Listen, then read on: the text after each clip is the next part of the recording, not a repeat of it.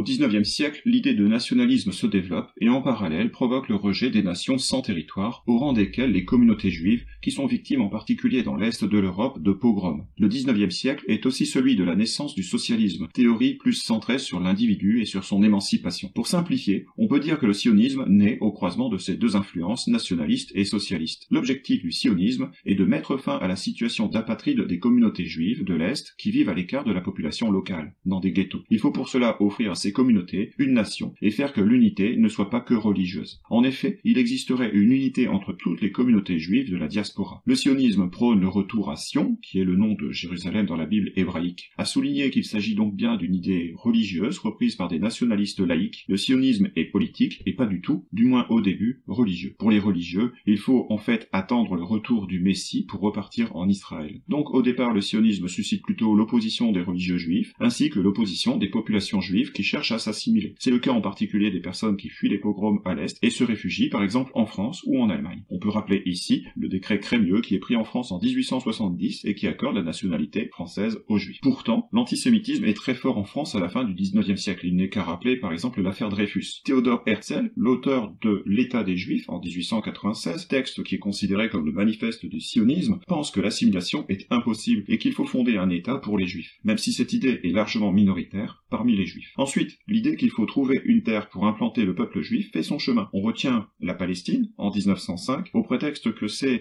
une terre sans peuple pour un peuple sans terre. La justification religieuse, celle de la Terre Sainte, venant s'ajouter à la construction du projet politique. On considère que la Palestine n'a jamais été un État, qu'elle est sous domination de l'Empire ottoman et en quelque sorte qu'elle est disponible, même si elle est organisée autour de trois grandes villes, trois grands pôles, Beyrouth, Jérusalem et Damas. Elle est peuplée à cette époque d'une minorité de juifs, environ 15 000, de 40 000 chrétiens et 400 000 musulmans. L'assimilation des juifs y est forte, mais ils sont très croyants, très religieux et donc plutôt anti-sionistes, puisque le sionisme est un projet uniquement politique. L'Aliyah signifie la montée. Ce mot désigne l'arrivée, au départ très progressif, de migrants européens en Israël. Le voyage et l'installation étant financés par le mouvement sioniste. En 1914, on estime que 60 000 juifs sont présents en Palestine, souvent poussés par les pogroms en Europe. Mais à l'époque, la majorité des migrations juives se font encore à destination des États-Unis. Pendant la Première Guerre mondiale, l'Empire ottoman est allié de l'Allemagne. Les Britanniques jouent donc la carte des peuples soumis à l'Empire ottoman en promettant aux Arabes un royaume autonome et aux Juifs un foyer national juif. C'est en tout cas ce que promet la déclaration Balfour, Balfour étant le ministre des Affaires étrangères britannique de l'époque. L'expression foyer national est ambiguë, désigne plus une région de peuplement que la création d'un État. Pour l'Empire britannique, l'enjeu est surtout de sécuriser la zone du canal de Suez, qui est un point de passage majeur dans les relations entre les différentes parties de l'Empire colonial britannique. Après la guerre, la Palestine passe sous mandat britannique.